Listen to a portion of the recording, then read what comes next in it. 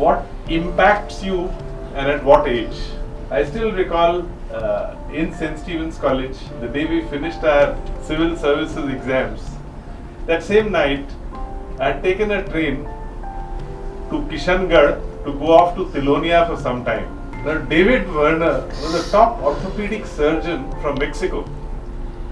He was in Tilonia trying to understand some of the challenges of orthopedically challenged children. I still recall taking notes in that visit of 4 or 5 days. And what was amazing, he didn't know the local language, but he could relate to everybody there. Wow. That's a lifelong picture I had in my mind. If one could do something like this, not knowing the language, but able to relate to people around them. So in a manner, I consider that to be a major event which guided where to move on.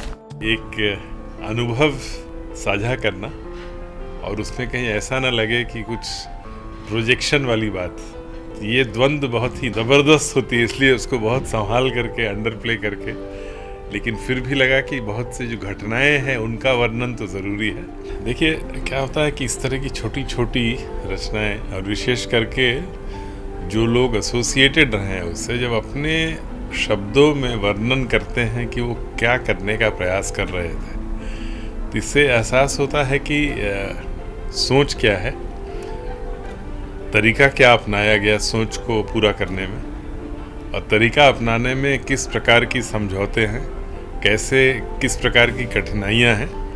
तो how do you steer your ship in a manner that you reach where you want to reach.